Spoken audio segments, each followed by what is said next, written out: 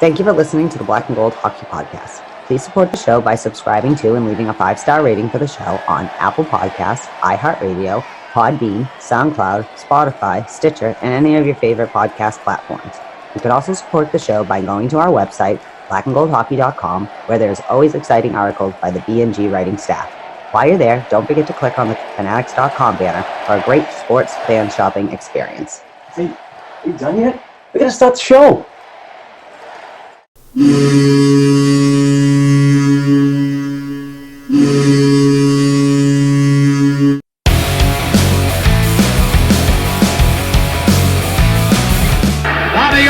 Behind the net to Sanderson, Orr! Bobby Orr! Orr from the Boston Bruins! 30 seconds left in the period. The Bruins are shorthanded. Ray Bourque.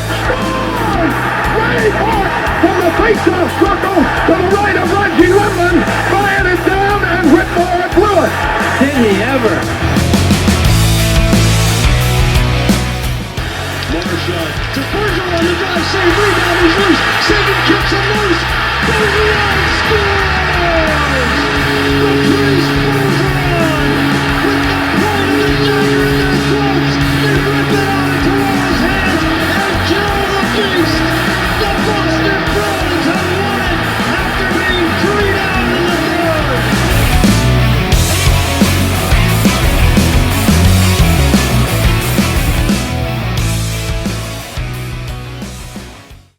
The Black and Gold Hockey Podcast is powered by BetOnline.ag and in partnership with the Black and Gold Production Sports Media Company. This is Season 5, Episode 244, and I'm your host, Mark Allred, and we ask that you all please subscribe to our weekly Bruins Hockey Talk on all worldwide podcast platforms and video content on our related YouTube channel. With all that being said, time to talk Boston Bruins with my friend Heather Ingerson. Heather, what up? Hello, how are you today? Exciting show. Awesome. I am having a fantastic weekend. It is gorgeous out. This is the type of weather I absolutely love. I've been out for 2 days on the deck, setting up the mobile office outside. The air, it's beautiful. I love this time of year, and we're only 34 days away. We are a Byron Dafoe away from Boston Bruins hockey, and I'm loving it. But we have a huge guest. He's a former blackandgoldhockey.com writer, now left us, unfortunately, but crossed over the threshold of an NHL journalist now. He's working for NHL.com, and that is Patrick Donnelly. Give him a follow at PatDon12. What a great conversation we had. I can't wait to freaking get that going. Yeah, he's a good kid. All right, so here we are. I'm excited. I agree with you. Fall's my favorite time. I saw somewhere someone published about cider donuts, and I can't wait to maybe try out a bunch of those. I just love it. I just love this time, apple and thing, and I'm not a giant pumpkin person, but I do like me a pumpkin thing or two every now and then, not a coffee drink or stuff. But anyways, fall in New England is the best because it's nice and warm during the day, and you're comfortable but not necessarily sweating, and then at night it cools down and you can sleep comfortably, and the stupid humidity is gone, and this is why I live in New England. So when people are like, oh, why do you live where there's snow? Because I like snow, okay? And I like when the weather's like this, and that's it. But you know what else I like? What's that? I like football, and I'm ready for some football. No, I'm just kidding. I just had to do it to jazz you.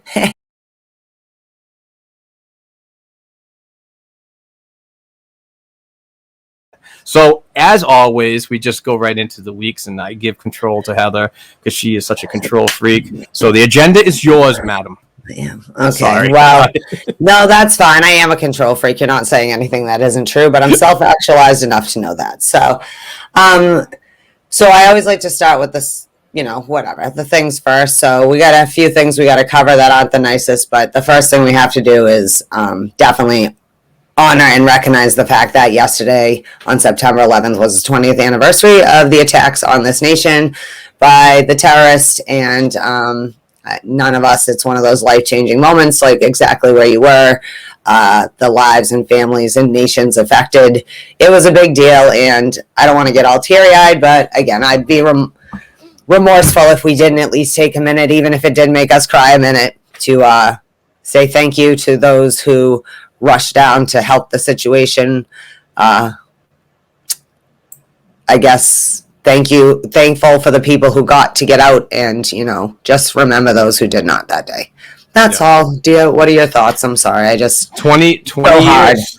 20 All years. the images and 20 years. It was just a really tough day yesterday, sitting with my Courtney, watching it on the news and so on. Just the time stamps of that day and the events and all that. So it was just a real touching moment of remembrance of all that were lost. Citizens of the United States, non-citizens of the United States, and first responders. The police and fire and emergency responses. All those folks that were involved and tragically passed away in a disgraceful act of whatever. It was a real tough day, and every year it is tough to remember. But yes, really hard. Thoughts continue, obviously, to those family members and friends that lost close ones. So, but that's all I got to say about that, because I don't want to get all upset myself. Yeah, it is. I just, like I had tweeted, just remember, together. You know what I mean? Like, we may have our differences, but my country, right or wrong. And on that day, the only thing that felt right was the sense of this country stopping and then just starting back. Like, what do we do? Just that kind of, and that's it. But okay, well, like, that's not sad enough. We would like to bring up, it's definitely a big story, but if you listen not from our area, you may not know that Jake Tebow, he is a Milton Academy player, was hurt during a Labor Day tournament weekend last weekend and paralyzed. I saw him talking, he is like, conscious talking, everything like that, but there is a GoFundMe fund for him, so if you can support or would like to support, to help him with the medical bills and what it'll take to get this young man, hopefully, back to the best that he can be and beyond, please go look it up, Jake Tebow. Yeah, these injuries are coming in just way too fast, and hopefully that there's a way to find ways that this cannot happen any further. It's just so sad that young members of the hockey community, they go out and play a game that they love, but sometimes it's those moments that can be the worst in certain situations, and obviously this is one of them. Dating back to like Travis Roy and so on, and his accident, and then courageous effort to promote awareness about it was just an amazing feat, and AJ Quetta and so on, and and this young man. So it was really good to see him. I think I don't know if it was him, but it might have been some family member that tweeted out that he sat up in his bed.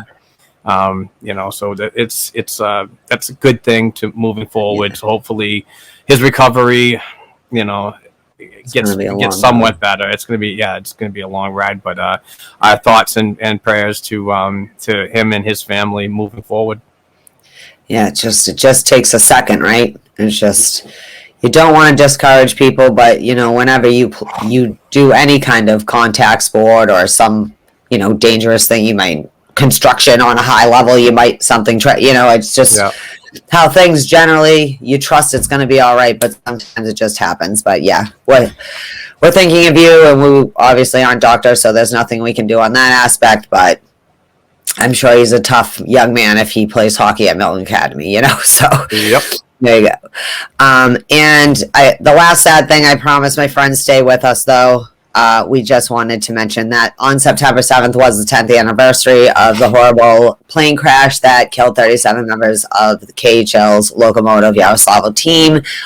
44 people died, the whole flight crew too, and they were on their way to Minsk to play Dynamo. I always say Dynamo because it looks like Dynamo to me, but it's Dynamo or whatever. But it just was sad, and it's like, wow, it's been 10 freaking years. Like, it's just crazy. But that was very tragic, and I just think it would be weird if we did not say thoughts and prayers to those two cities, those people's families, and just the KHL generally, because that was a really we have a lot of sad moments that happen, obviously, as a hockey community, you know, and as everyone says, we're a big hockey community.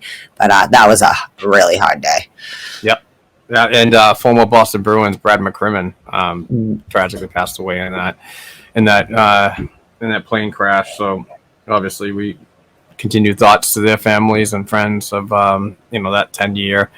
I don't want to call it an anniversary, just remembrance. But also forgot to mention that Ace Bailey and Mark Davis, scouts for the NHL, and Ace was a former member of the Boston Bruins, passed away in the September 11th attack. So, can we move on to some positive, happy hockey talk? I know. Well, how I feel. I don't like when it's hard to do those things, but it would be also weird if we did not mention on them. But yes, I tend to move on to a happier thing.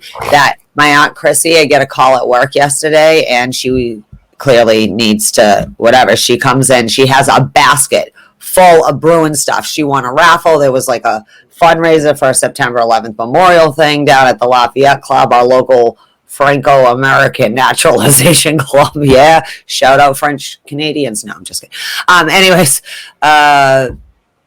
she got me a whole box of things. There are socks, 2 signed things from Terry O'Reilly, who also happened to be the one drawing the raffle prizes out of the thing, a candle, a mug, a Pasternak jersey, more and more. It was so many things, and that's a happy note. That turned my Saturday around, because it was a rough day, obviously, yesterday, just generally as a mood, as a nation, but also as a human, I was having a rough mood. But that turned my frown upside down, and it is hard to do that with me sometimes. So thank you, Auntie Chrissy. She won't listen to this, but I told her I was going to give her a shout out anyways. It's a trick.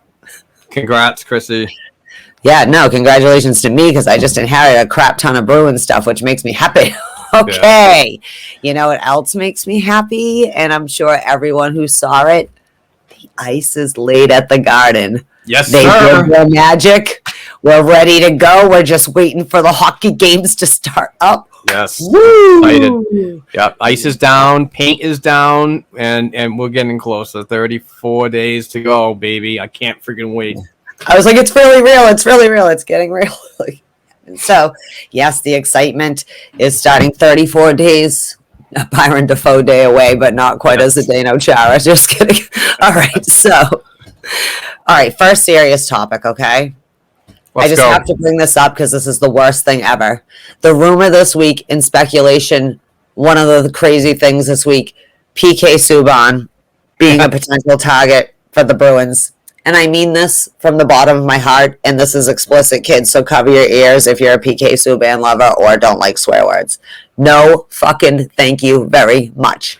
He is too egocentric. I mean, maybe not as a human, but just like his personality. He's a big sports personality. You can't be like that in Boston, especially not on the Bruins. Jesus, you don't get very more old school kind of than them. And also, he costs too much, and he's not PK Subban from 10 years ago. So, thank you. No fucking thank you very much. Your thoughts on that situation? It's funny. The people that report on it get trashed so bad about stuff like this. But if you actually think about it, and you're sitting in the GM chair, it's hard not to kick the tires on an idea like this, even though it's somewhat realistic. But you wouldn't be doing your job as an organizational, leader if you weren't looking to make your team better. And whether PK would make it better or not, to me, it's worth reporting on if the Leafs and the Bruins had conversations. That's it. We're not saying that this is going to happen as a definite, but it's just, you're definitely right when it comes to money, because I honestly don't think that the Bruins, Don Sweeney called and said, hey, who's the GM? Is it, he used to be a Bruin. I don't remember his name in New Jersey. He's related to Jimmy Hayes and I know. Why are you doing this to me? I don't know. All right. So we'll move on. Tom Fitzgerald. Yes, thank you very much. Tom Fitzgerald. Don Sweeney calling Tom and saying, "Hey, dude, do you think that you can eat $8 million of that salary, and we'll take PK Subban. And I don't think that's going to happen. No friggin' way they're going to do that. Nobody's retaining more than 95% of their deal. So, I don't see it happening. I don't see a fit. Honestly, I think what we have right now is pretty decent. He's a right shot when we're still looking for another left shot defenseman. So, but I think he could play. He's a versatile D man. So who knows? But like I said, it's not bad to kick tires on ideas. So look, I'm not saying that. What I'm saying is, every week there's this. You have to look at it realistically, because if you're a GM, you're also insane to bet your whole boat on a PK Subban, right? Who every 2 years ends up on a different team at this point, and he already makes too much. And again, he's a fine defenseman. He's not the worst. You know what I mean? He's a good, solid defensive, but $9 million. How are you supposed to pay Charlie McAvoy $9 million if you give PK Subban $9 million? No, it makes sense, And they're gonna say, "I'll eat 4 of that 9, but you have to give me Jack Studnicka and a second-round pick or something too." You know what I mean? You're still gonna have to move out a contract to make that happen, and I don't see that for an addition of an aging defenseman. So we don't need that. As unrealistic as it is, it's like I said, I'm not knocking anybody for reporting on it or whatever else, but this was one of those ones that was like, "Oh, brain, no! Why are you doing this to me?" Again. All right, so that's all I mentioned it. It's no offense to anyone who brought it up. I mean, he's a good defenseman, that's great, but he also costs more than what we have. Okay. Okay. This one's hard. Okay, so Patrice Bergeron gave an interview this week, and he said he's not going to worry about the contract throughout the season. So anybody who brings that up all season long didn't listen to this interview. He also alluded he's not sure what he's doing in the offseason, and he's not going to worry about it till he gets there. And retirement is a possibility. And that's from Patrice Bergeron. That's a summary. I'm not quoting him, obviously. But what you can surmise from that interview is the reason he's not worrying about it is he really doesn't know what he wants or what the option, He just wants to ride his 18th year, play it out, and see what happens. And we'll talk about it hopefully, after we raise the cup in June. Yeah. That's respected at his age and what he's done. The guy's an absolute warrior. He is the through and through captain of this team. Although he's only got 1 year with C on his shoulder, but still, I don't mind the idea, and I don't get the fan freak out. That's sooner or later this is going to happen. He's going to walk away from this team, so we have to be prepared for that. But I don't mind 1 year deals. If he can continue to do it, let's get him on a year-to-year contract. But there's no need to extend him for 4 years or anything like that. I respect what he said about his future with Boston, but also I really respect the idea that he wants to concentrate on getting a job done and possibly another Stanley Cup ring on his finger in the upcoming season, and wants to focus on that. And I totally respect that. So I'm not freaking out about Patrice Bergeron and what he said. Like many other people are like, "Oh my God, the world's ending because Patrice isn't coming back." But kind of feels like the world would end if he didn't. Yeah, I mean, I'm not prepared for that. I wouldn't be prepared for that day, but still, it's just it should happen. It wouldn't actually end, but it would feel like it for a couple weeks. The first game of the season, somewhere mid-year when they put his jersey up in the rafters. And I'm just kidding. Go ahead. No, I'm done. Yeah, again, this is going to happen. This kid has given us literally his life. He needs to do whatever he feels he needs to do. And also, he doesn't know how he's going to feel at the end of the season. He's played a long time, 18 years. He was a baby when he came here. Now he's a father. He's got his kids. He's got his beautiful wife.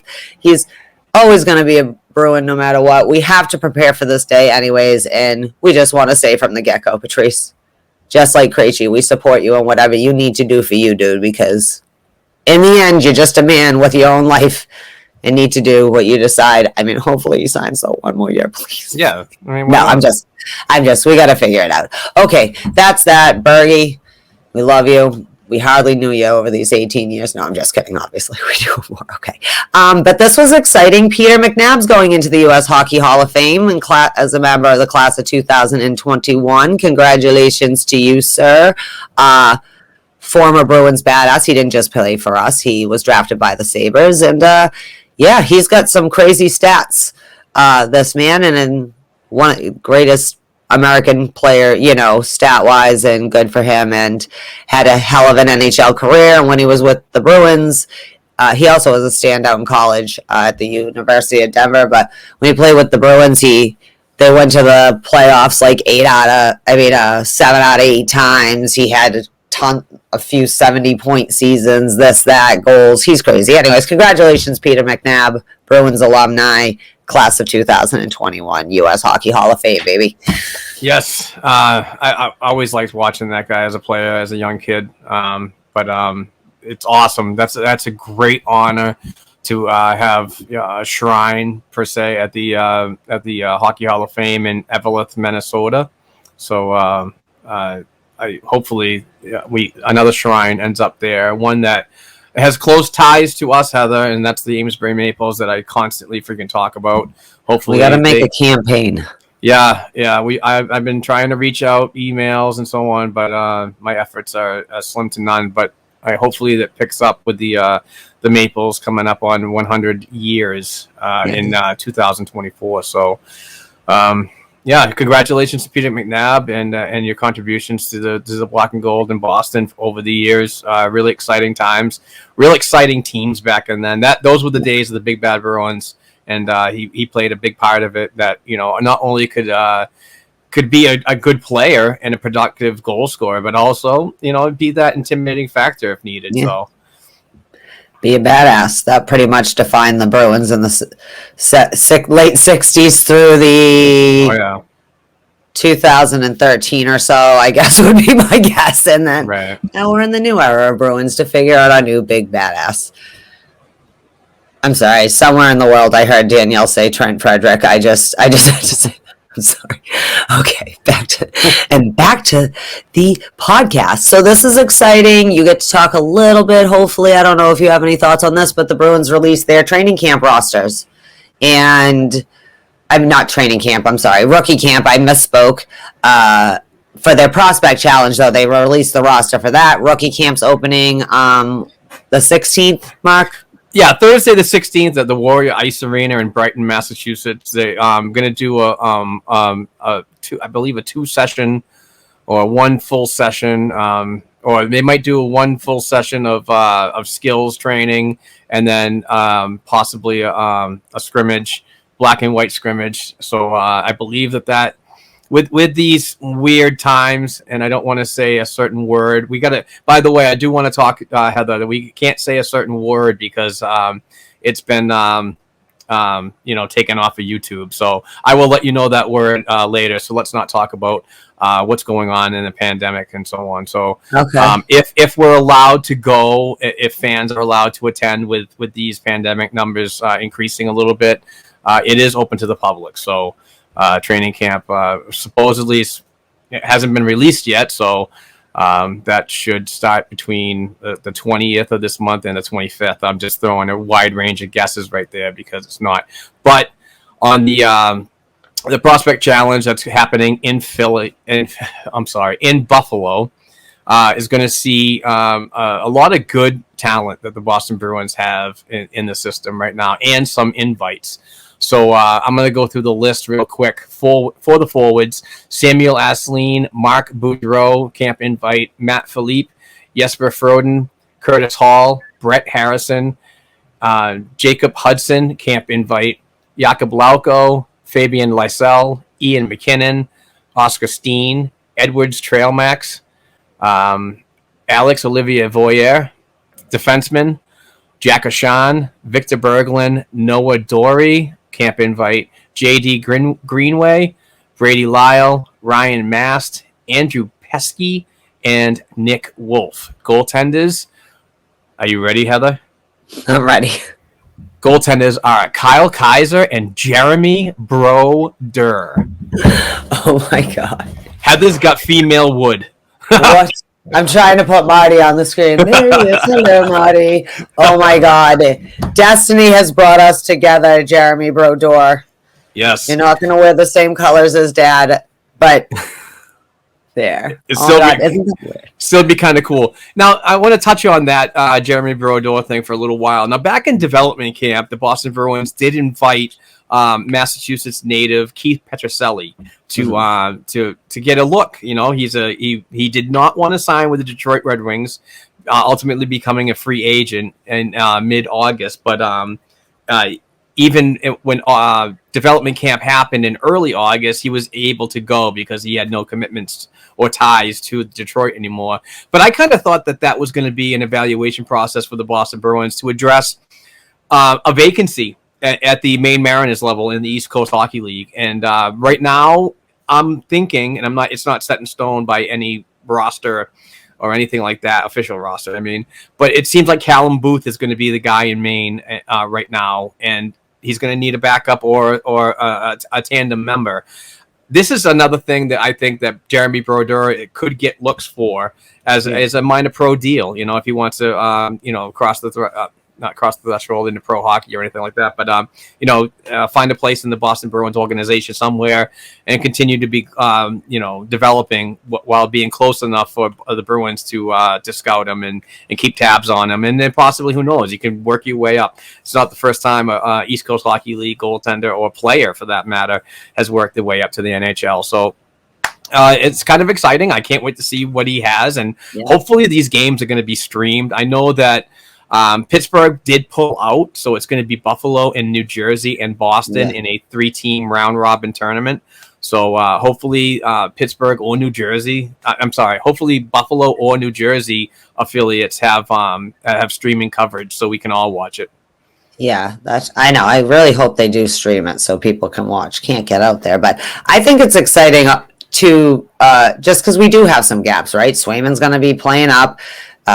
You sent Dan across the country or whatever. So I think it's an exciting opportunity. All I can think is, man, that's a tall order if your dad is Martin Brodeur to decide to be a goaltender.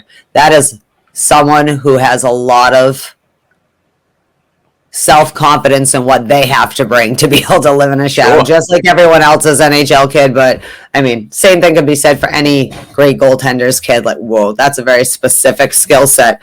But no, I think it'll be an exciting shakeup. I think it's a good trading ground, like you said, with the new system, like up there, because Callum Booth might very well end up on Providence. You don't know we don't really know what's going to happen. I don't think the Bruins quite know what the hell's happening. Well, I mean, they're not like totally listless, but like they have room to like still make moves and improve and but I'm pretty much the AHL roster in the crease is pretty much set. You got Troy Grosnick that came in on a free agent, two-way deal, and you also got Kyle Kaiser that's in the mix. So I believe that those two are going to get a bunch of the games down in Providence. I understand. But a couple of players that I'm really excited to watch in this prospect challenge is definitely Jesper Froden, Brett Harrison, Fabian Lysell, and Victor Berglund as a defenseman coming over here, and how he's going to play in the smaller ice sheet. So it should be interesting. Ryan Mouchinel, the new coach of the Providence Bruins, has mentioned in his press conference when he came aboard the team as the got promoted from assistant coach to head coach, has mentioned that Fabian Lysell is going to get heavy looks at this prospect challenge and then go from there. It's a long shot for him to make the NHL roster right now, but they're going to really watch him, see how he plays against a mixture of talent. He did play over in the SHL with some adult players and so on, but it's going to be really interesting to see how he adjusts over here and potentially maybe even earn a roster spot with Providence. So, but he also has that opportunity too to go to the WHL with the Vancouver Giants, as we mentioned in several podcasts, that they own his rights as a CHL import. So regardless, he's going to be over in North America and developing, and it's just going to be good for him and the organization moving forward wherever he goes. Yeah, definitely. I think probably I think we talked about this before, but like the NHL for that young man is probably a long shot. Probably would say a pretty long shot, but seems like he could have a very good shot of maybe impressing and getting an AHL spot, which would be great because it's hard to transition. But if they think you seem like you can transition well enough, that would be a good A. If not, like, I don't know, WHL, nice, dirty, gritty league to really get you bearings and grow for a year. I think that's really where the Bruins are at right now with these kids. It's just trying to figure out where is the best course of action for development. You know, like for some of these, you know, you don't want to push them too hard, too fast, especially the ones, you know, obviously the younger ones. I mean, the people who would be at the prospect challenge kind of players, you know. But they're also competing with spots, and hopefully some of these kids put a fire under the asses of like the Stadnikas and people like that of the world too, because I want to see more out of that crop that's aging out of what's going to happen with you and your career path. Yeah, but it should always be exciting, and hopefully they're streaming so we can see clips or whatever. And if people can go in, shit in my veins, get in there. And obviously, regular camp must be starting soon. Like I said, this week, I'm sure all the players will be trickling in to do whatever. Captain's practices and so on. Yeah, and also because I'm sure there's some kind of rules of having to be in town or whatever and tested X amount of times before the preseason games start or whatever. You know what I mean? Go through just like they've done in the past, which seems weird because it's the never ending. What are the protocols for these sports leagues? But that's exciting. Looking forward to regular camp. Not quite sure what's going there, but we can't get to Buffalo, so good luck, kids, in there. And yeah, it's a good crop, some invites, and oh my God, I can't believe Marty Brodor's son might be wearing black and gold. Okay, sorry. All right, moving on. Lists are just lists, right? But Charlie McAvoy was ranked 31st on the NHL Network's top 50 players, and that put him above John Carlson. I almost said Erik Karlsson, obviously. Sorry.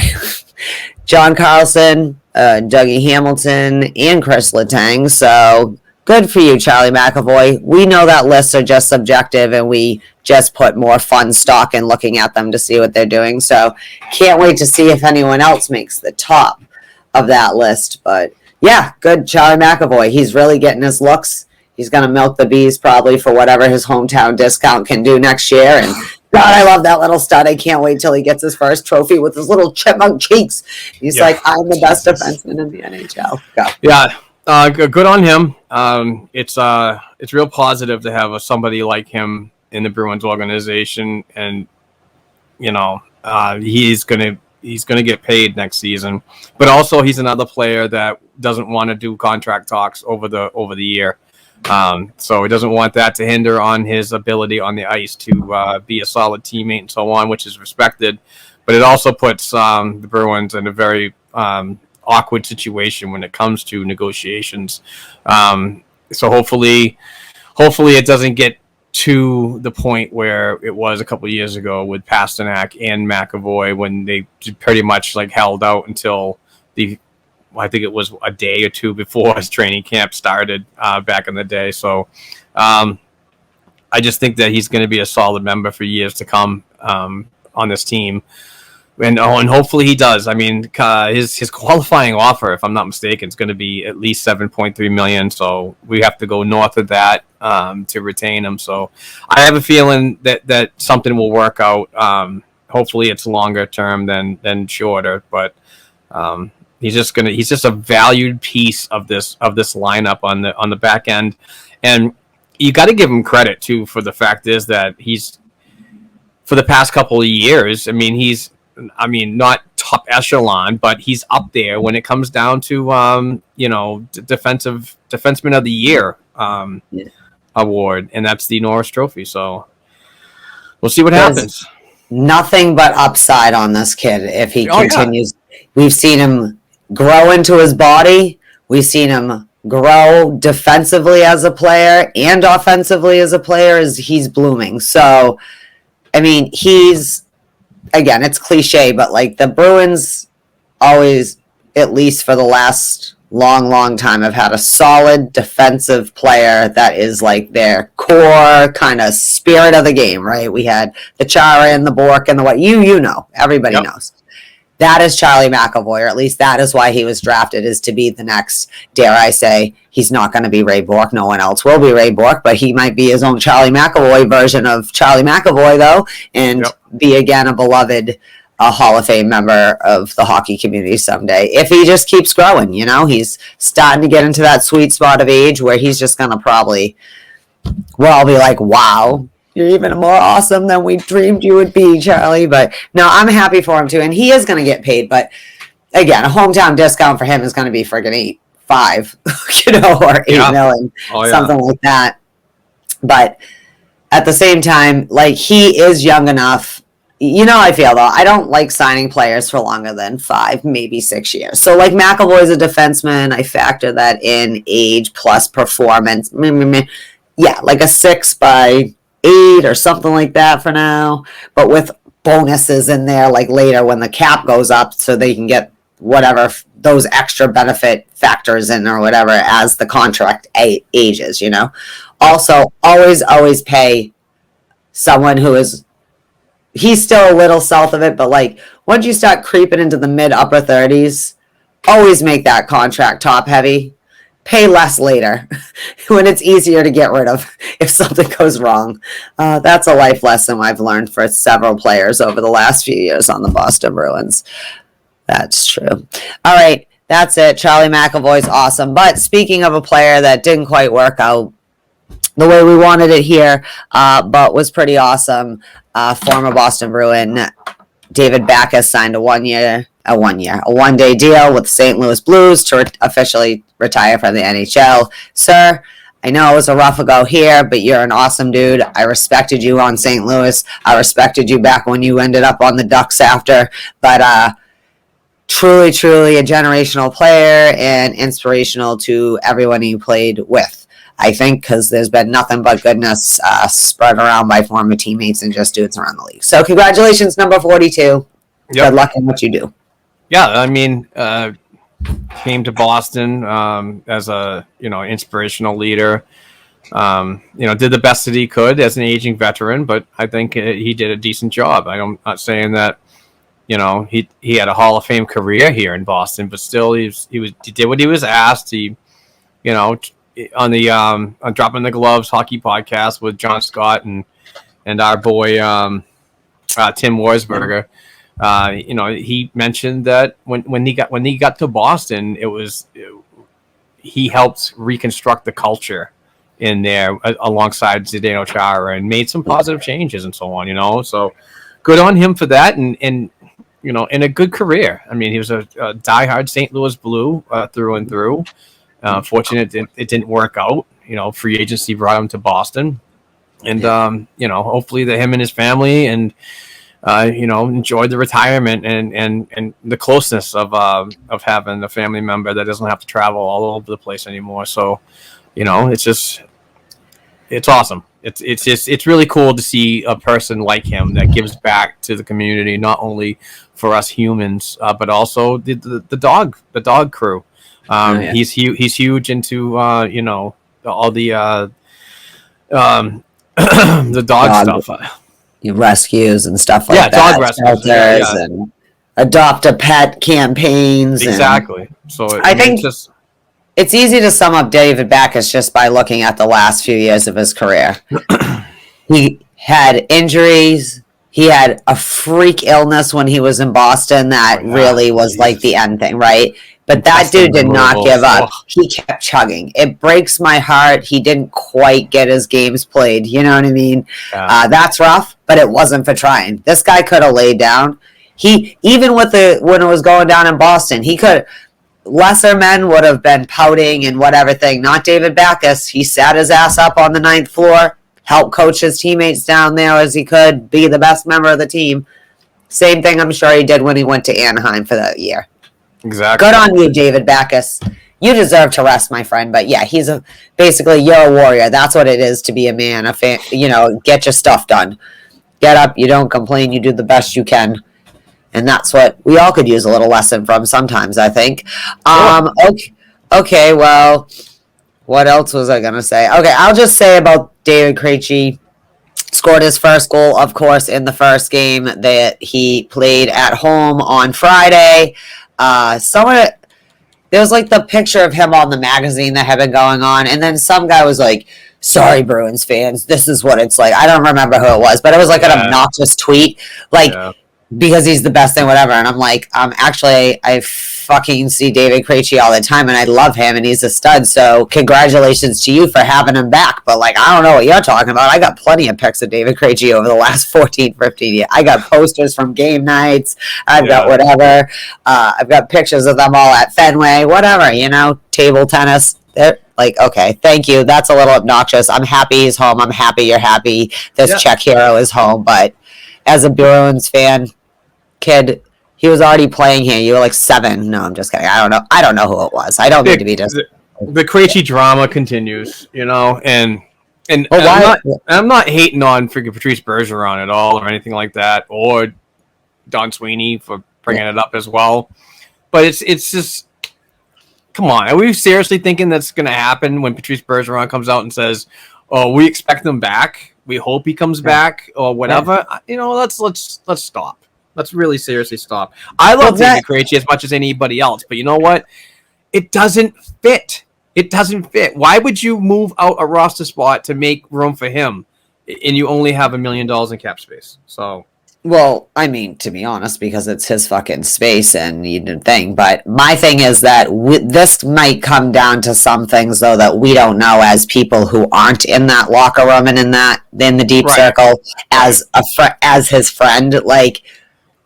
Probably being more in the inside of reasons of wanting to go, things like that. So that could also be that. But it also could be just like I have a wishful dream. My movie of the week, Krejci and Bergie embracing their awesomeness together, bringing it home for a last ride into the sunset. But you know what? Maybe that's just Bergeron saying it. As Bergeron, as David Krejci's friend, as his teammate. Because it's got to be fucking weird for him right now. Like... Right. Him and Marchand are looking at each other like, where the hell are our people? Like, where'd they go? They're all gone off. They're all the kids. They're almost grown up on the back end. Damn it, even Brad Marchand will be gone probably. And then, not immediately, but he's getting old too. Everybody's going to go away. But I don't know. I mean, Bergeron gets to say what Bergeron wants to say because he's, well, frankly, Patrice Bergeron. So he does what it is. But I don't want Bergeron to be missing Krejci either and feel kind of sad on that. So I don't think they're dwelling on Krejci coming back. But like I said, I also don't understand what the big fucking deal is if it is an option that's kept open. It's not any crazier than let's go get PK Subban or all these other things. Like Krejci, like I said to you, I think I had said to you, Krejci going home for a year and coming back is not like going and playing in the KHL for 6 years and then he decided to come back and stole someone's roster spot. Maybe it's a matter of let's see what it shakes out. And if the Bruins need some help, maybe they say, David, please, you and Bergeron, just help us wrap it up. Let's get that kid that last year in the development and then fucking close this shit up with a new goaltender, maybe Swayman, maybe even Allmark. They could be our new tandem. We don't know. Let's see what's going to happen. We certainly are paying each of them long enough. Yeah, I mean, Allmark's going to be at the NHL level. Well, no, that's what I mean, though, is that, but we live in an era now where it's much safer to have 2 really good goaltenders. Oh, sure. Than one awesome goal. Like, when we were growing up, you had one fucking goaltender that you rode hard, and they were a magician in that net or whatever kind of thing. And you had someone who came in when that person got hurt or needed every 20-day games a day off kind of thing. Now, you can go 60, 40. It's not weird anymore. And the Bruins are so used to that kind of goaltending at this point. Maybe that's something that they try to develop into the future too, just saying. Sure. But yeah, anyways, and I don't think Bergeron was trying to stir up drama when he mentioned David. I think it's I do. I want him. Yeah, he's probably like, hey, you know what will really make Bruins fans' brains explode on social media if I say David Krejci's going. Then people, that's where it starts. That's where it all starts. We can't trust Don Sweeney's word, but everybody can trust St. Patrice. Like, there's something. Anyways, my point was, congratulations, David. Just like we knew, you'd go home, you'd be fine, have fun, ride it out. I hope you score lots of goals. And I think just to be obnoxious, we should keep a David Krejci update. David Krejci update. Scored 7 goals this week. David Krejci That was update. your David The Krejci drama update. train continues. Yeah, the drama train continues. This week, Pasta decided that he really missed David Krejci and is praising how happy he is that he scored 72 goals in the last 3 weeks in ball hockey. Yeah, I'm just kidding. That might be a funny tense reliever. Okay. So the Boston Bruins have, well, part of like NHL, they have like the diversity inclusion alliance and stuff like that, you know, trying to make good on the pledges that the teams have. And the Bruins have a mentorship program. 12 participants are going into the Boston Bruins Diversity Inclusion Mentorship Program. So it's helping people like within hockey, youth hockey, whatever, learn how to help be a catalyst for making the sport more inclusive and diverse through the way that they're looking at how they're doing scouting, coaching, things like that. So you can find the list of the participants online, but it's pretty cool. It's a 9-month program. You know, they'll have interactions with the regular NHL kind of things and within the community around here. So I just wanted to bring it up because good for them for getting picked, because these are people then you think have the desire and the tools and the willingness to learn and kind of help change from within instead of just hoping everything will eventually change. You have to sit back and actually change things. Also, because I'm glad the Bruins are following through on what their pledges have been to do their part to make the NHL more open, not just to middle, whatever, white. Basically, I mean, I don't think it's a secret that people think hockey is a white person sport. I mean, I'm glad there's more diversity. There's way more diversity than we were kids. And I'm hoping in another 30 years, we don't even have to have, not even 30 years, but who knows how long. Hopefully in 3 years, we're not even having the conversation. So that's that. I don't know. Just wanted to bring it up because that's a big No, that's honor. awesome. That's awesome that, the organization is, a conscious effort to get more people involved into the game, no matter what ethnicity, or whatever. I can't even talk. Ethnicity. Yeah, that they are. So it's really cool and good on them for participating. Yeah, it's got to change for the people who are in charge. You need a new crop. Not everyone's bad, but there are some horror stories out there, and there are definitely, especially sports itself already has a weird power dynamic of who what you do, which teams you play for. And that's all sports, whether it's elite baseball, whatever. And then, but especially, like I said, that hockey is for everyone. Really mean it. Do something to mean it. When you're building your teams and growing the sport, build it for this century, not last century. Like a lot of the rhetoric when we talk about these things, I feel like, well, that's great, but this is 2021. We can't employ the same tactics we were trying to use in 1978. Like, it's a different world. We're a different world. So really mean it this time, and I like that. But all right, well, I think we're getting close to, though, taking a break because this wasn't the biggest a big brunt of our show is our interview with Mr. Donnelly. So we actually, unless you have something right now, I don't. We can do the our mid-show break right now and talk about and get Patrick Donnelly involved into our podcast. We had a great discussion with him. So let's hear from Bruce Sullivan at Boston Sports and Music Memorabilia. He has got some great stuff. So follow the Facebook page, send him an email. But he'll get into all those details right now. So we'll be right back.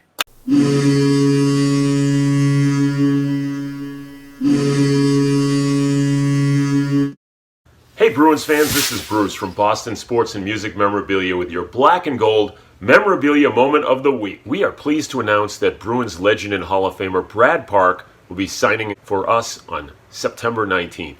Reserve your autographed inscribed jersey for just $119. Take home a Brad Park autographed inscribed puck for just $39 or a photo for just $34. figure out what happened. We still have a few jerseys remaining from our Mark Recchi signing. Take home one of these beautiful black-style, autographed, JSA authenticated, and dual inscribed jerseys for just $119 while they last. How about an Indy Moog inscribed JSA authenticated jersey, yours for $99 delivered? Or our Bruins deal of the day, Jerry Cheevers, dual inscribed with the Hall of Fame inscription and Stanley Cup champs 1970 and 72, yours for just $79 delivered. Grab one of two Jerry Cheevers pucks. We've got the Bruins hand-signed inscribed JSA authenticated puck, or the 1970 Stanley Cup champ commemorative puck. Your choice, just $35. For more information on our dozens of Bruins hand-signed pieces, and for your chance to win free memorabilia each week, check us out at our Facebook page, Boston Sports and Music Memorabilia, or email me directly at bostonsportsandmusic@gmail.com. And be sure to check in each week right here to the Black and Gold Hockey Podcast. Let's go!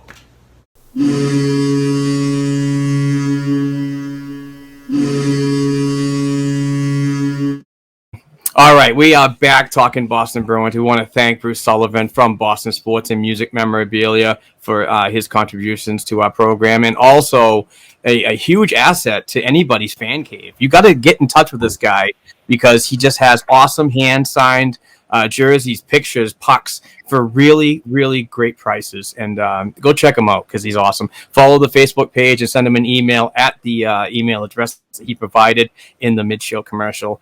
But as previously mentioned at the beginning of the program, we do have a special guest this week, Heather, and I'm really excited about this. He was a member of the blackandgoldhockey.com website for several years, and now just an amazing accomplishment. The threshold has been crossed for this young man and the way he grinds it out. Talking Boston Bruins. So let's get him in and have some Bruins hockey talk with my friend Patrick Donnelly. Patrick, what's up, man? How's it going, guys? Good morning. Very good. Congratulations to you, sir. Thank you. Yeah, sounds like I'm gonna have to get in on that man cave action because I love my jerseys. I got the Paul Correa one over my shoulder. Gotta get in on that. It sounds like those jerseys are red hot.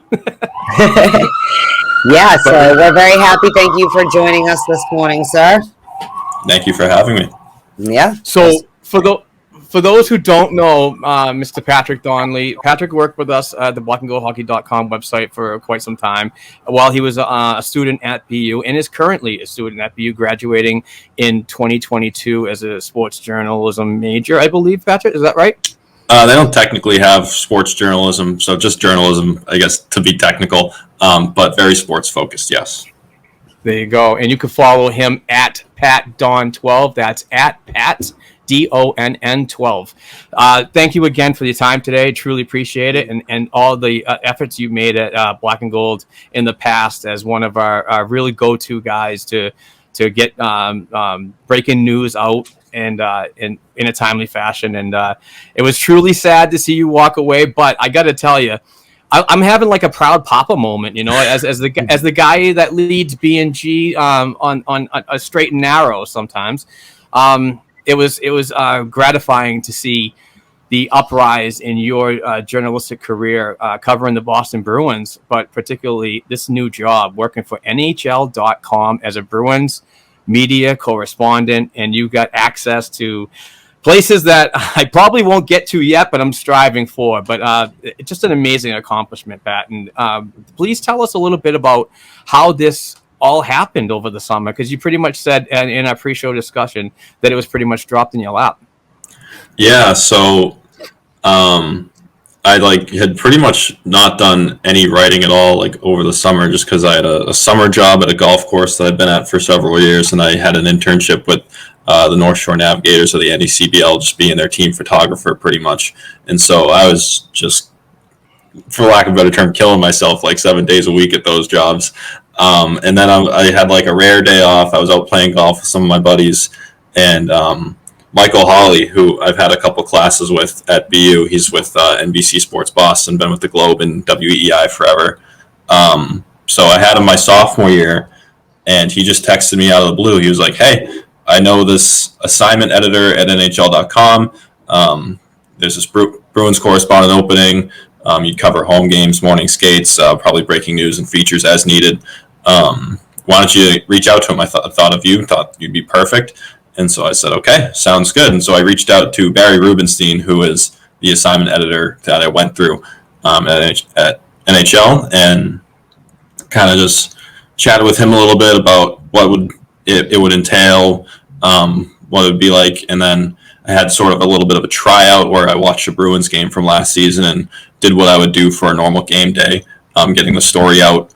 What it is, it's getting a story out at the buzzer, just game recap, what happened, and then 90 minutes later going through with quotes and extra details from press conferences.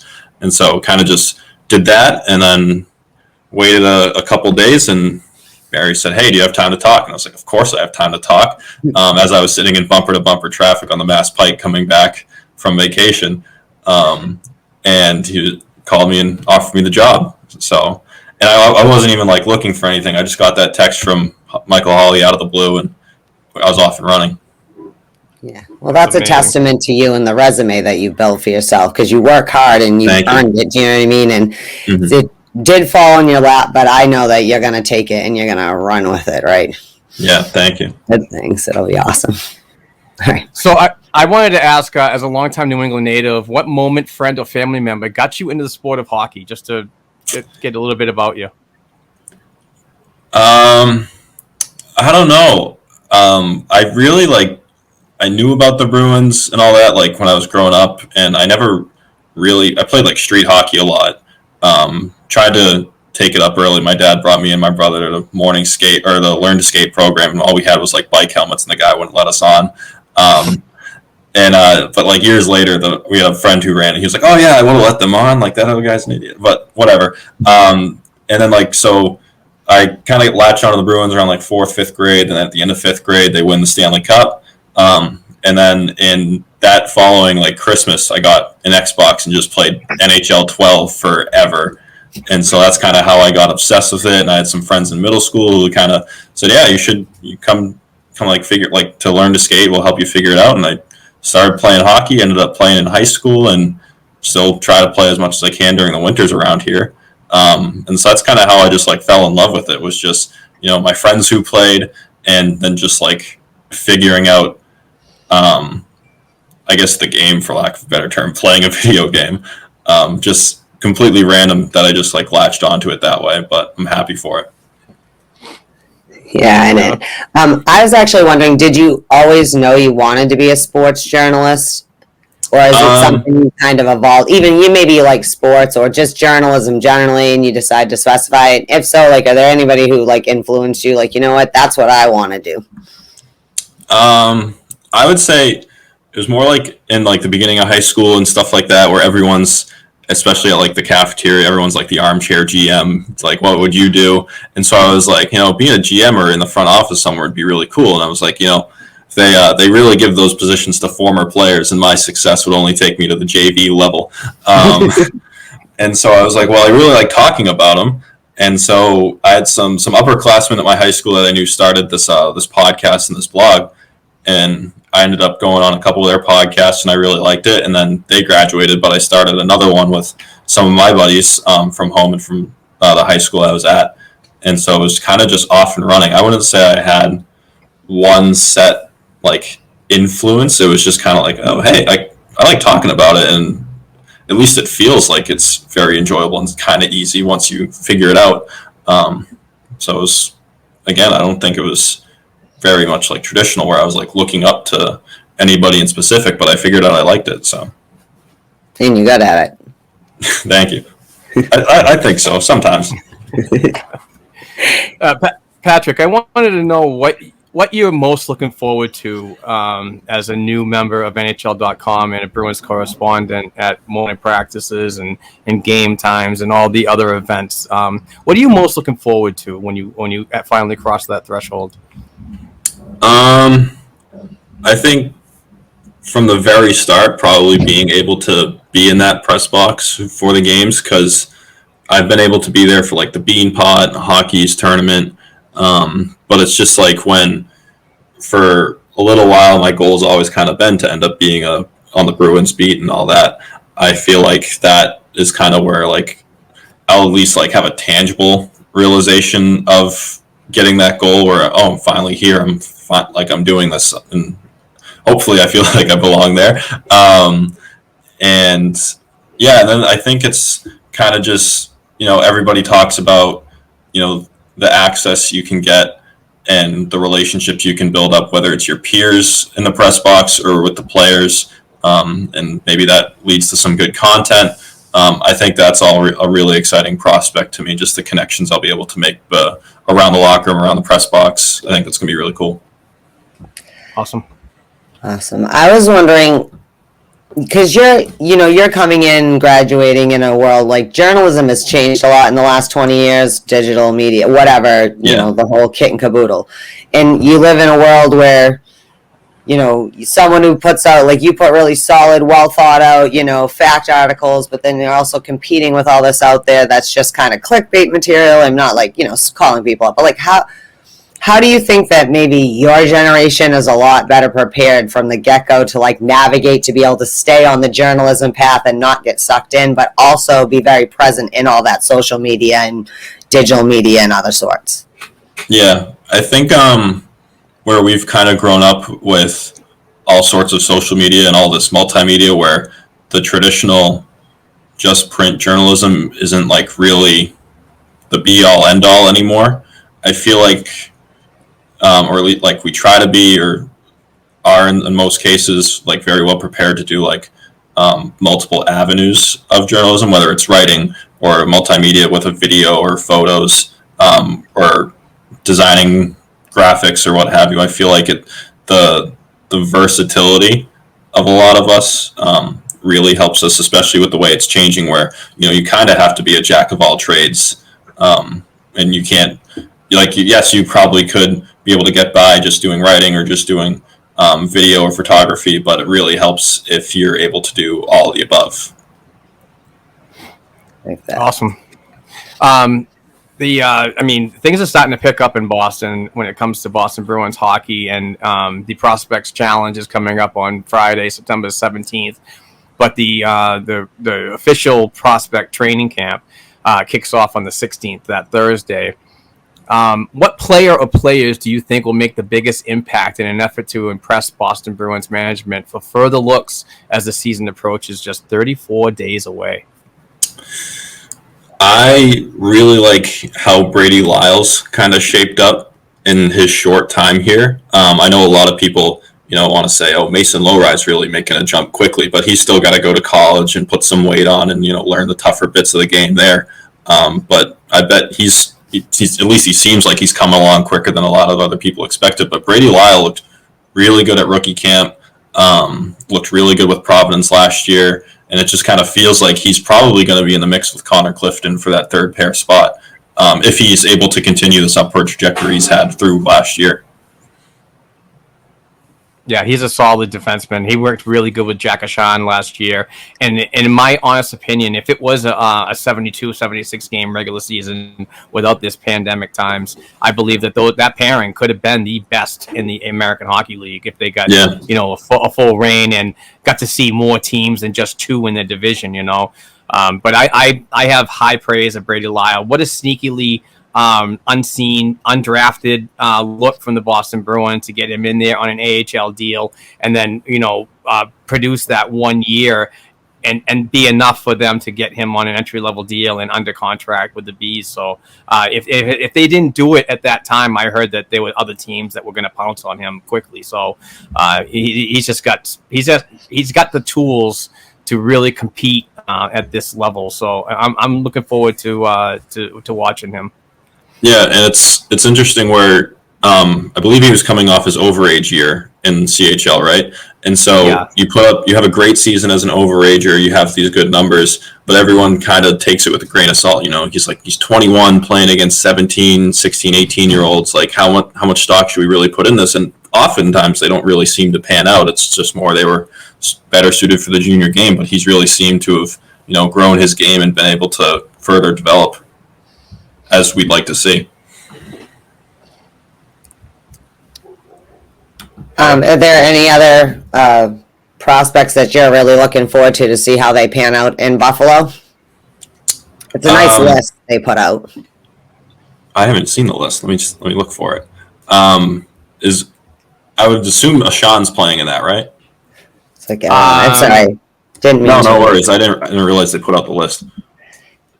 Well, some of the media people had been tweeting. It must have come out in the press package. But it looked like the regular cast of characters you thought you'd be there, but sorry, didn't mean to throw everybody off there. No worries. Yeah. So what are your thoughts about the 2021 Bruins off-season free agent signings and your expectations for the upcoming 2021-22 regular season? I really liked what they did, all with the caveat that when it all happened at first, we assumed Krejci was coming back. So you look at, Nick Foligno, Eric Haula, Derek Forbort, and Thomas Nosek, and Linus Ullmark, and you look at that forward group where you're like, yeah, you're really beefing up this bottom six, like Nick Foligno and Haula. They should really load up your third line. And you're like, well, we just need to get Krejci back in here. And then the forward group is awesome. And then Krejci's all of a sudden, oh, I'm going home. And then you're like, oh, man, does Charlie Coyle really have it in him to be that 2C? And I guess we're going to find out. They gave him the contract he got a couple of years ago was really that 2C big boy contract. But I think overall, I like what they did. I think they're still obviously in the mix for playoff contention. I just don't know how far it's going to take them, because I've been on the train the last few years, and it's like, they're looking really good. And whether it's against St. Louis where people say, you're not tough enough, you're not big enough. And then kind of last year in the same essence where Matt Grzelcyk's getting pushed around by the Islanders. And that's not a knock against him because he's a phenomenal player, but you need Derek Forbort, we're hoping can be that guy that can be that playoff style defenseman they've been looking for a couple of years. And then and Nick Foligno can be that playoff style third line X factor you've been looking for a couple of years.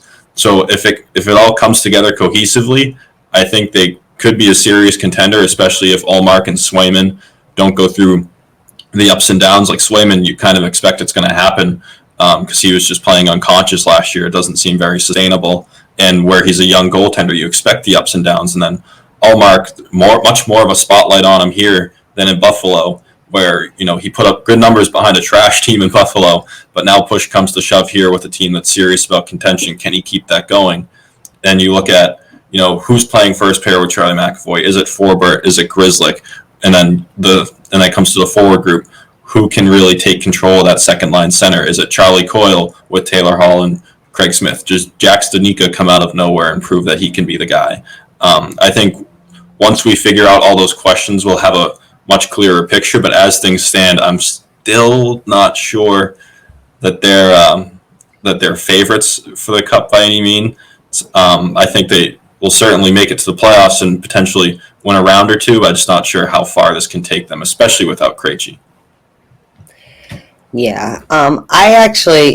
I think we're all still seeing how this team's going to shake out, right? But I was just wondering from a fan point of view and even maybe a journalist point of view, there's been some crazy, the Bruins and everybody is always in on every player, right? And there's been some crazy ones out there. So I guess I'm asking you, what kind of thing that's been out there in Bruins world, whether it be in media or just fans, because they're crazy, has been the most insane to you to think, besides Jack Eichel? That's the easy out, okay?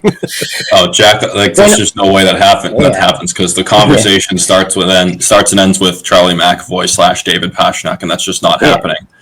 And then the other thing I wanted to ask you just to think about is, who do you maybe think that via trade or whatever maybe would be a more realistic and more helpful option to bring into the team? Do you know what I mean?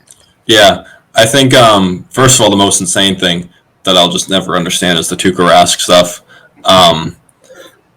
Because I'm obviously a Tuukka guy. He has his faults. He hasn't been perfect, but it's more of the fact that the conversation's just so broken around him, where you can't just be like, he's pretty good. He's hasn't really had his best stuff in the best moments, but at the same time, the teams also let him down in those top moments, where the spectrum now has become he's either the greatest or he just is trash, and there's just no in between, which is awful. I hate that. It's such a broken narrative, and there's just no sense of no sense of normalcy to this narrative, or just patience or being logical about it. It's just buzzwords left and right with Tuukka Rask. And then as far as a trade target that would make sense for the Bruins, I really like Thomas Hertl, especially where I think the biggest concern has become second line center. If Charlie Coyle can't be the man for the job and Jack Studnicka still might not be ready or best suited for it, I think Tomas Hertl would be perfect for what this team needs, because he's shown he can be a two-way type of player. He's responsible in his own end, but he can also score goals. He's a slightly different player than Krejci, where he's more of a finisher than a provider. But whether it's the production he has, and he's kind of been dragged down by some pretty mediocre teams there in San Jose, because the last time they were good, he put up over 30 goals. I think it was a 70-point season for him. It was kind of his coming out party, and San Jose's fallen off, and he too has fallen off as a result. I think that change of scenery and getting him with a supporting cast like a Taylor Hall and a Craig Smith, or even if he can play wing a little bit, if you really juggle things around that way, he finds himself on the wing here, I think he would be a really perfect fit for what they need at the moment. What are you willing to give up for him? Because that's always the great debate because of the cap space, right? Yeah. Like you said, cap turned out because Krejci didn't come back. Now it's like, whoa, okay, well. Yeah, I think it's probably going to be, obviously the Sharks are going to want some prospects and picks. So I feel like if you're bringing in a center, you're going to have to move out a center prospect, and that the eyes turn to Jack Studnicka. He's kind of on the cusp, and still is, again, one of their prospects with the most trade value, where overall the farm is pretty depleted as far as what the rest of the league thinks of them. So I think Jack Studnicka has to be a part of it. I'd try to see if they would take a bite on Jake DeBrusk to be able to move out some sort of cash. I don't know the exact number. It's like 3 3/4 for DeBrusk, and they currently have $1 million in cap space. So you again need to figure out the money there, but I think it's going to be like Studnicka, DeBrusk, and probably this is me trying to nickel and dime the Sharks, probably a second round pick. And that probably doesn't get it done. That's probably me just being in La La land. But I think it's got to be some sort of package centered around those guys. Before my goaltending question, I do want to just dovetail on what you mentioned, and Tuukka Rask being an iconic and polarizing member in Boston. But can you imagine back in the 40s, 50s, and even the 60s, people saying baseball's Ted Williams, going up to him like, "Hey, you never won the big game, and you suck," and this and that, It's just so weird how fans can react to certain things, and it's very funny how they can just be so naive and not look at the stats that this guy's put up, their franchise high numbers, career highs, and so on. And if I'm not mistaken, he's even second in save percentage now. He was first for a long time for a career percentage wise, but it's just so weird how fans can react to Timmy won the Stanley Cup pretty much on with a team on his back. I guess it's a team sport and so on, but I mean that is the bar everybody sets. It's like you got to cross that bar and do it as a player, or you're trash. And I just don't understand that, because Tuukka Rask, I'll say statistically, is the best goaltender in franchise history. It's just not close. And you're not making it up. People think you're making that up. The stats prove that he is all-time wins, save percentage. I think he's up there in shutouts, what have you, whatever you want to name. The stats are there to prove it. And everyone's like, well, you didn't win the cup. And it's like, okay, well, what do you want to do? 2013, Johnny Boychuk just forgot how to clear the puck. Milan Lucic forgot to stick check it, or vice versa. And it was 29, and again, it wasn't a complete issue on those guys. It wasn't a complete issue on Rask. It was just a collective failure. Same thing with 2019, whether it's the Marchand change or not scoring until it was garbage time and just coming out flat-footed in every single home game in that playoffs. It was, again, a collective failure. Yeah, you want some saves from Rask there, but I also want some better effort from the guys around him. And you look at like 2011, like Timmy Thomas, the greatest playoff run of all time. That's just never going to happen again. Get it through your heads. It's never going to happen again. It was a once in a lifetime opportunity to see that type of spectacle, whether it was Luongo or Thomas, because both were equally great in that playoffs. And obviously Thomas ended up being much better throughout the finals, but it's never going to happen again. And I just like the Ted Williams point. People say, best player in Red Sox history and one of the all-time greats. He never won a ring. And so I guess you get that grace period or that favor where you do put up the numbers to be an all-time great in the entire sport. But as far as like the franchise go, Rask has earned that respect. And whether it's, people having their expectations too high because of Thomas or subscribing to just buzzwords and just lightning rod debates on local radio or what have you, it's just it's broken the narrative, and it's kind of annoying at this point. All right, so to finish my my question on goaltending, the hot topic of the summer is Bruins goaltending starting in the 2021-22 season with Linus Ullmark and backup Jeremy Swayman. So what are your expectations in the crease at the NHL level in Boston, and thoughts on free agent netminder Tuukka Rask and his projected return mid-season? This one's the toughest question, because whether it's a podcast I do with some of my friends or what have you, I don't know what to say about the Rask thing, because I just can't see them moving on from him at just the way things have gone. I'll believe it when I see it type of deal, because the Bruins are loyal to their guys to a fault. At sometimes, whether it's you see Sean Corrali, he's kind of proved this year proved why they moved on from guys like Achari and Schaller. They have a shelf life as much as Achari's kind of excelled in Florida. Those fourth liners have a shelf life, but goaltending, I feel like it's going to be close to an even split between Ullmark and Swayman. I want to say maybe at most 60-40. I'd say maybe 55-45 Ullmark to Swayman, just because he's that veteran. You paid him the big bucks. Swayman still learning the ropes at the NHL game, as far as he 10 great games last year, but it's 10 games, and teams are going to know a lot more what to expect from him this year, and he's got to learn what to expect from other teams this year, because like I said, he was playing out of his mind, and it's not sustainable for anybody, let alone a rookie goaltender. Just see Carter Hart, even though he's not a rookie anymore, but those ups and downs of a young goalie, that's going to happen.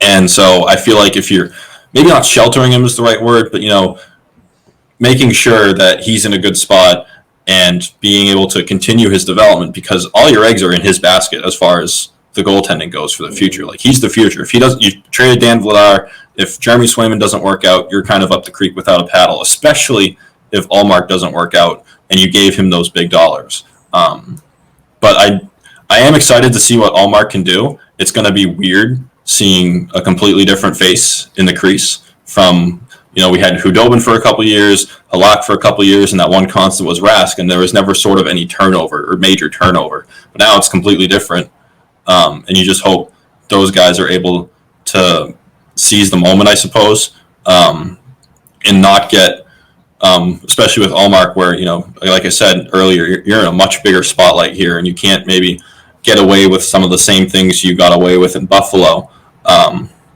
So, again, great numbers in Buffalo. It's just got to translate to playing more meaningful games. And you assume it does behind a much better defense and structure in Boston. Yeah. And then you get to Rask, and I can totally see it in January if, both goalies are, again, seeing those ups and downs and hasn't really been the greatest of starts. Why not bring him in on a $750 veteran minimum deal? I understand. There's no harm in doing that, especially where it's costing you almost nothing. And if he doesn't play or if he's not that great, oh well, he's a mentor and he can just be a coach for Jeremy Swayman, and then he rides off into the sunset after the season. And if he does end up being serviceable and at a competitive level, then great. You have three capable NHL goaltenders for a playoff run that you need to load up for, especially if it might be Patrice Bergeron's last one. So I don't see any harm in bringing him back. But then again, I'd say it's more likely, as far as just being a realist, I guess, it's probably more likely than not that he doesn't come back because they have no obligation to bring him back. He's an undrafted, or he's an unrestricted free agent. So, and he's coming off an injury. So the only way they would bring him back, I think, is if they end up struggling, which I hope is not the case. Yeah, right. Yeah, please don't be struggling. We talked about that in great length the other week. Like, if we're moving on from Tuukka, great, but don't just have him hovering in the shadows in the rotation if, that's the situation. Yeah. I guess this is a weird, not to flip back from Mark's goaltending, but I just had a question. This is like back to your career starter here, going off into the careers.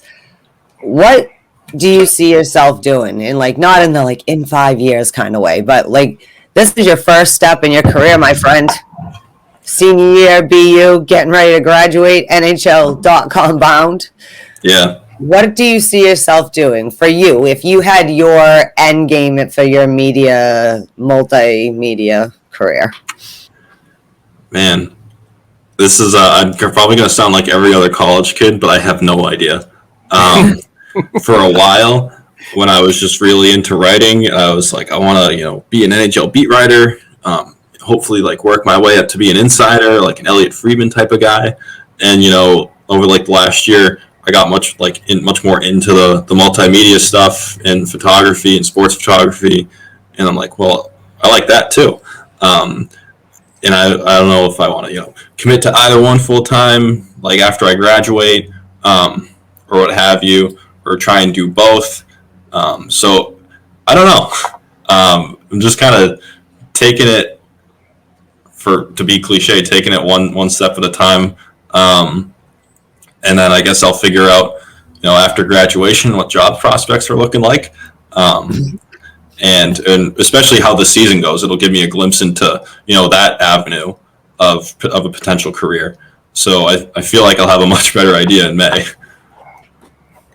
All right, no pressure. It's all right. And you're allowed to change your mind, too, if you decide you want to start doing the photography stuff. Maybe you decide, you know what, I want to run one of these team social medias, building your empire one step at a time. That's fine.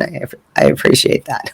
Yeah. You should see the awesome pictures he takes up in North Conway and stuff on his Instagram. It's actually impressive. I love the trains. Trains are awesome. I've just liked him my whole life, and gives me an excuse to go out and see him, I suppose. But because we've been going up there, pretty much my entire life, and so I know the spots, and I know the timing and stuff. It's a lot of mental math for the timing, especially for a communications kid who isn't the strongest math guy. But it's a lot of fun. It's pretty rewarding too. Whether it was the baseball team this summer and seeing the players, post your pictures of them and tag you in them. It's kind of a little superficial, but it's also pretty rewarding because you see your pictures being used everywhere, and it's pretty cool. Not everyone can take good pictures. All right, last question from me, Pat. Friend of the Black and Gold Hockey Podcast and diehard Boston Bruins fan, Maria from Watertown, wants to know your thoughts on Patrice Bergeron and his comments about his last season under contract and future services in Boston. So on my other podcast the other day, I was trying to think of a way to positively spin this. It was maybe he just meant, as far as a contract goes, he doesn't want to go long term and he wants to do that Zdeno Chara 1 year at a time evergreen type of deal. But that's not at all what he said. It sounded very much about his playing future. And that's understandable. It's his 18th season in the NHL. There's a ton of miles on those tires. Whether it's the injuries or the sheer amount of games he's played, he's had a hard career and he's made the most of it. So I really hope, I just have no idea, because it's gonna be a circus too all season, where it's are you coming back? And then even if he does come back, then he does those 1 year at a time, which is, I'd imagine, what it would be, since he's 36 now, and it could happen any year where he decides he wants to hang him up. Then every year it's, are you coming back, or do you think you're going to play 1 more year? So there's really, it's going to be a lot of that just throughout this season. And if he does decide to stick around and keep playing every subsequent year, but I again, it's hard to put a positive spin on that, where just the comment was so brutally honest, where I'm going to play out this year and then decide after that. And I I'd been like, he's coming back. Like, don't worry about it.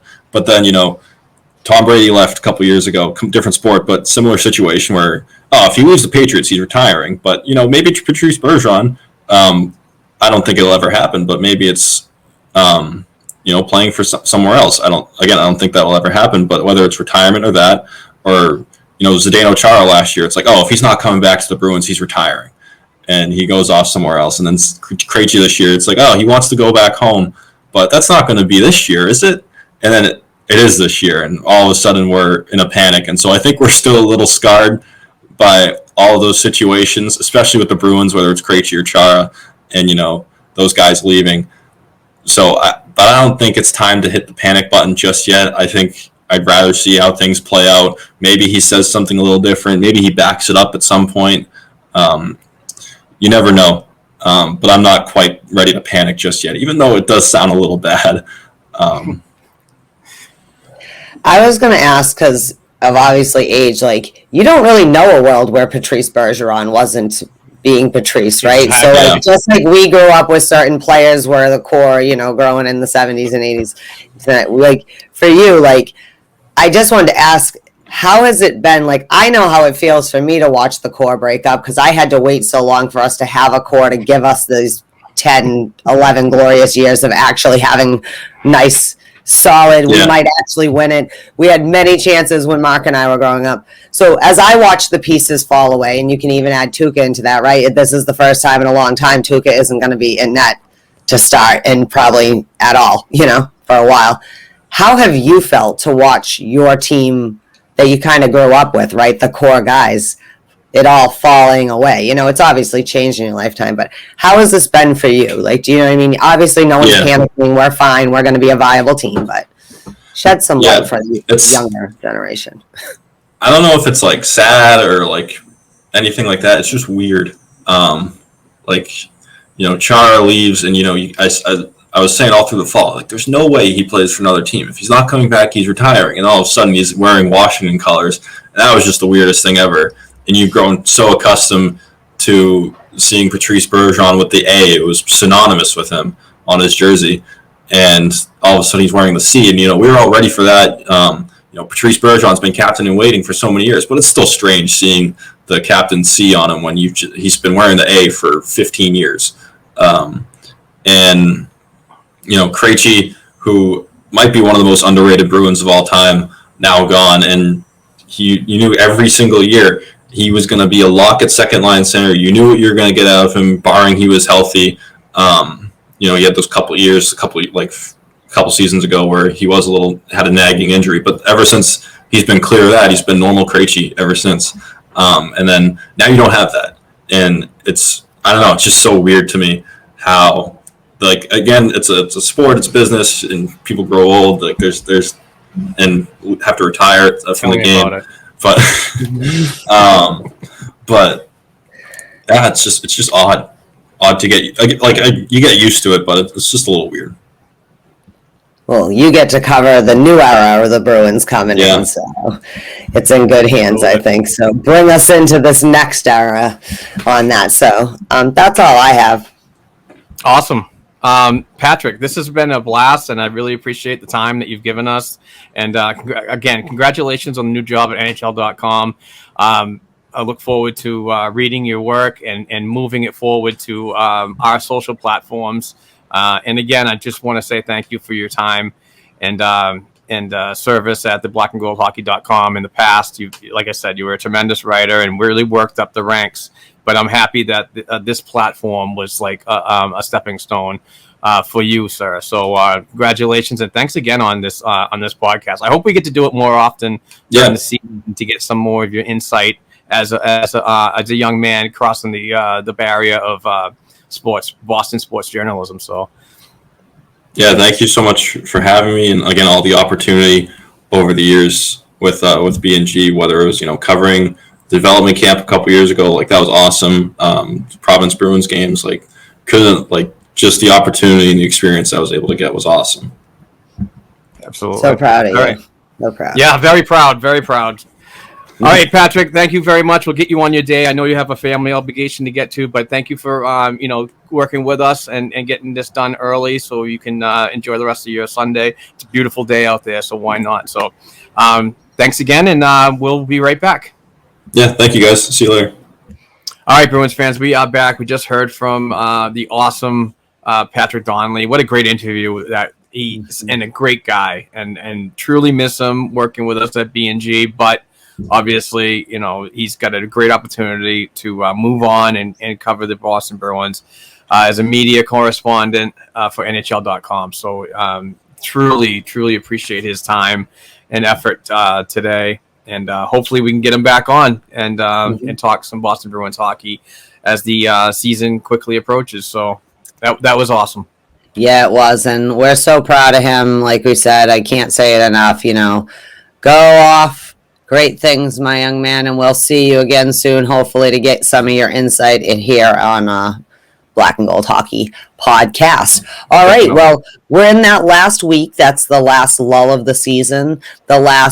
Things aren't quite heating up for the next season, but things have died down. But now we'll start seeing those last-minute moves people are having. Camps are opening up. There was a lot of rookie camps. I saw other teams had their rookie camps this week in some analysis on those.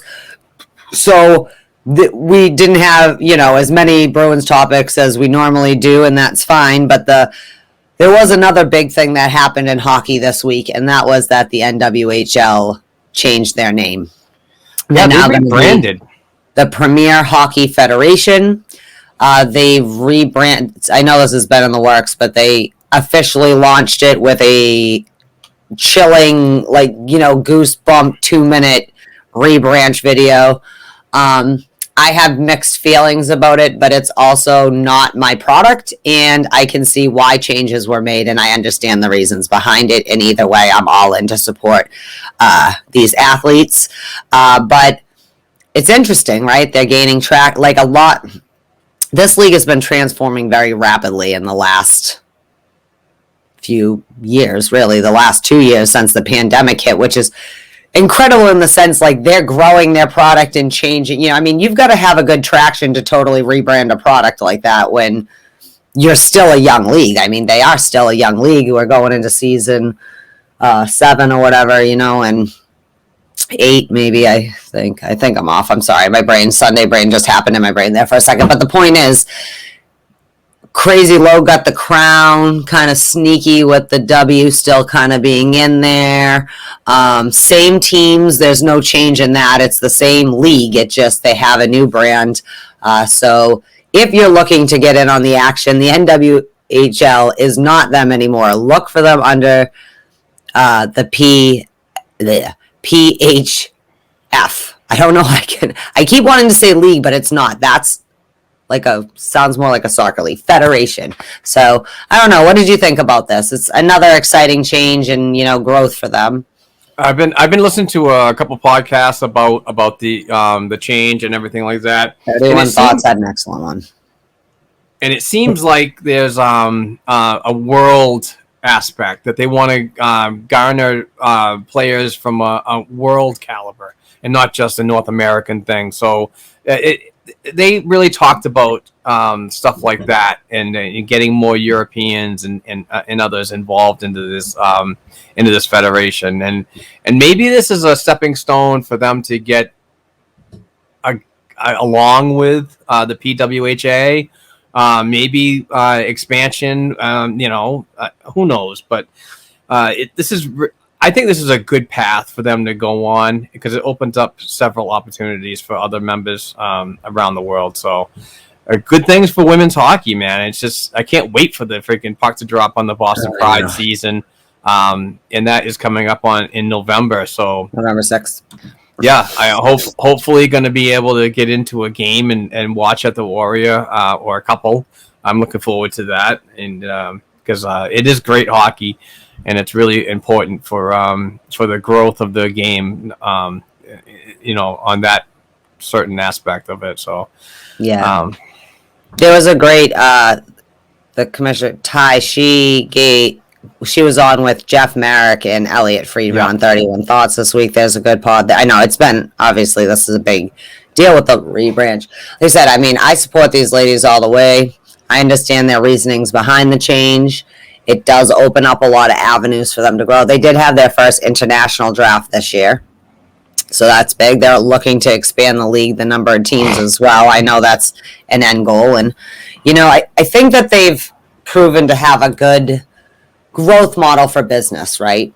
Sometimes businesses fail, not because they're not good business ideas or good whatever. In this case, it's a hockey franchise, you know, a hockey league, but because they grow too fast and they don't prop themselves up and develop properly so that there's a future. Like, things can grow fast, great, but sustainability is the most important thing. You know what I mean? Exactly. So their product has really helped the diversity inclusion aspect we talked about, obviously girl power all day long, you know, and such.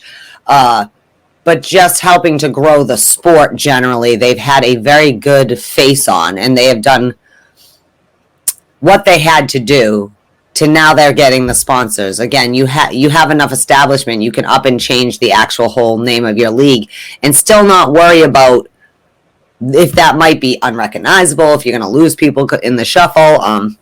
So good for them. And I mean, hopefully, ultimately, this turns into a joint effort. We know there's been a lot of division in women's hockey over the last, you know, I mean, I don't know how to say it. I'm not on anybody's side. I want everybody to, you know, that, but they've done a good job too of meeting their goals. They've grown their, like, one of their goals about players getting paid. Well, sure, it's not equal yet to what professional men leagues necessarily are, but they're getting paid a lot more. The salaries a lot more to be able to give people a little more and draw, you know, people don't, it's hard, like you said, to have a full-time job and then try and do this as a job too without the support. So getting things. So next thing you know, hopefully they're getting the sponsors, just like in the NHL where they just hand them equipment. They get those kind of sponsors too to come in and help alleviate so that the caps that teams are facing can go more towards paying personnel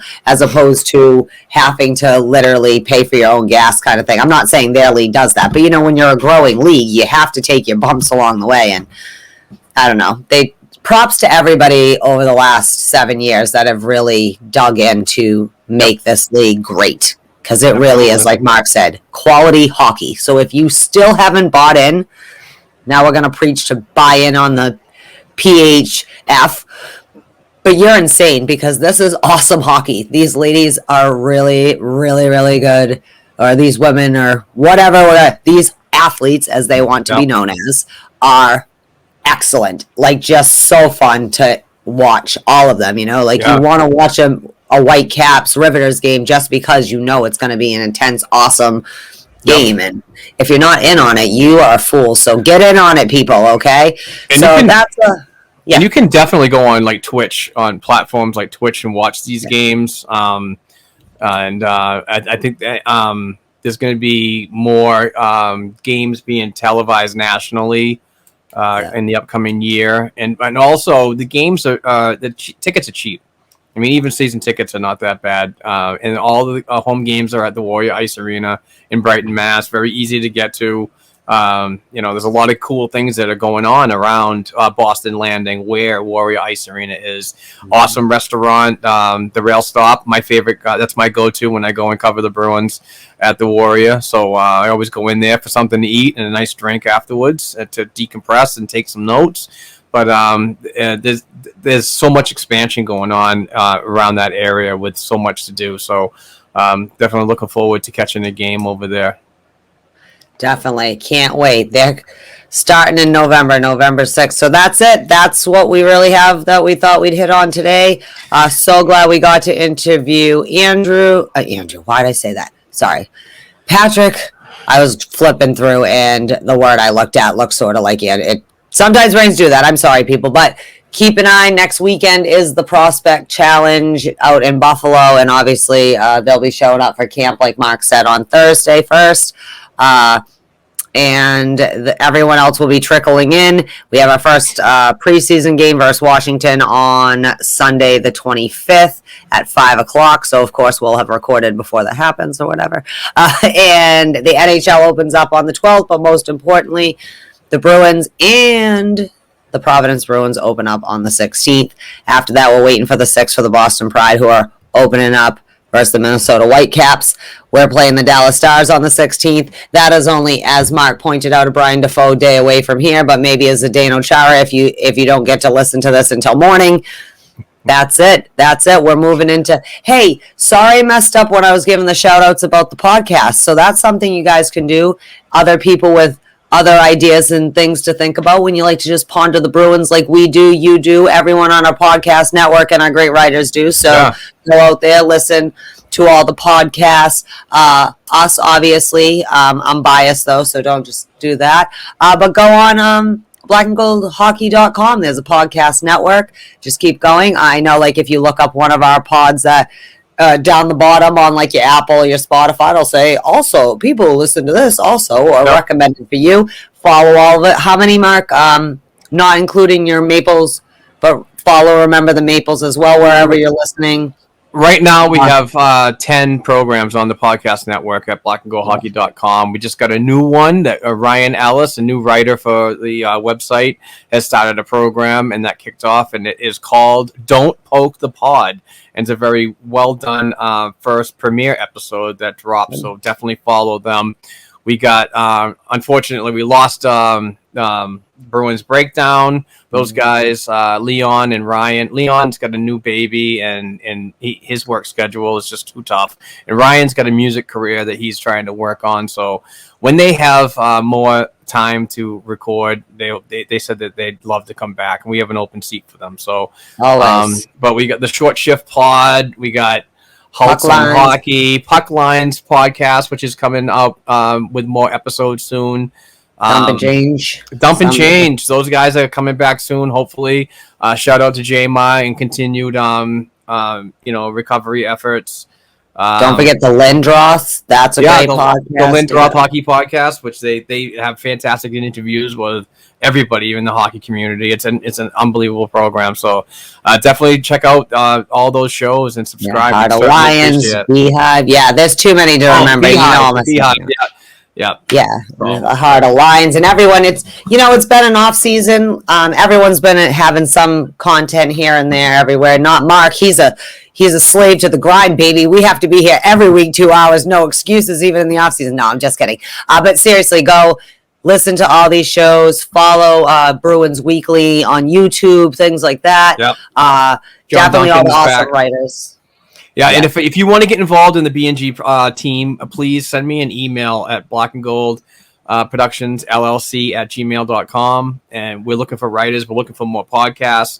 We're looking for YouTube creators. Anything that you can be done digitally, we're welcoming new members. If you're an experienced writer or you're not an experienced writer, we work with you guys. So if you could put out some good quality and do it consistently, like if you can write an article per week, you have a seat at our table. We're a content machine. What we try to be. We try to be a content machine. Try to post an article per day.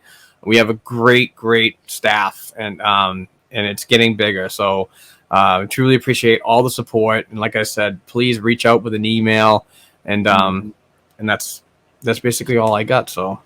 Come to the dark side. Exactly. Join us. We have fun. We're fun. The dark side. Also, just so you know, Guy, when I was at the ring for my kids' practice, it reminded me when I'm in there, I will talk to the guy about, I know you keep looking for ice. You want to get all these boys together, play some pickup hockey, this and that. But it reminded me, I'm going to get you the contact information you need to work something out if needed. Exactly. At our local place over there right now. That's it. So thank you, everybody. Awesome. And we have our Patreons. Is that what we're doing right now? Yeah, we have a Patreon account. I mean, I always say account. We have a Patreon campaign going on where you donate $1 per episode and you can win some free stuff. So please go to patreon.com/Black and Gold Hockey Podcast for your chance to win next week. The 19th, Sunday the 19th, we are giving away this Rick Middleton hand-signed jersey, fully authenticated, beautiful jersey.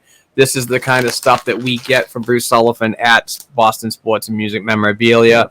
Highly recommend that you donate $1. Very cheap. The most you're going to get is probably $6 a month.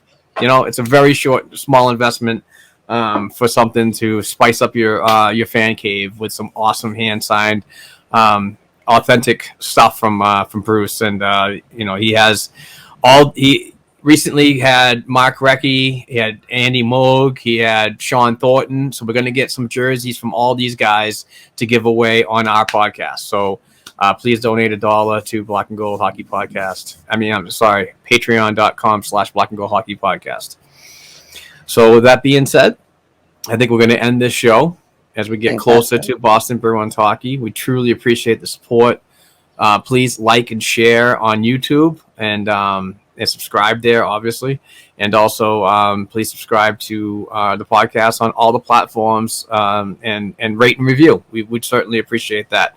It means a lot to us when we get the 5-star reviews and, when you say something nice or bad about us, it doesn't matter. So, Heather.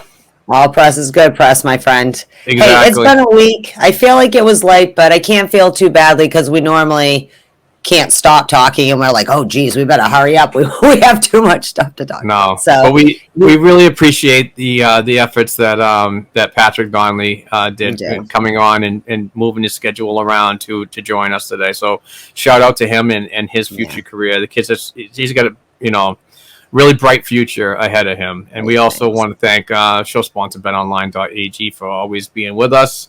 You guys are the best. So with that being said, I'm gonna cancel this. Oh my god, I'm shutting down operations because I want to go outside and enjoy this freaking. I know, it's like it's beautiful. I got football to watch. You don't right now. I'm gonna watch a hockey game. I'm gonna find a hockey game on hockey TV. So. You do that. I'm gonna go watch 8 hours of football like every other American. Just kidding. All right, guys. Thank you so much. Bye. Peace out. Enjoy yourselves and be safe. And we'll see you all next week when we come back for some more Boston Bruins hockey talk. Hopefully, we got some more news to talk about. But we will be able to talk about the Prospects Challenge. Yeah. So we'll have stuff to talk about. Yep. All right. We will. All right. With that being said, I'm gonna. I said cancels again. I can't believe it. So excited to go outside. I'm freaking losing my mind. You support cancel culture. Just kidding. No, I don't. All right, everybody. Goodbye.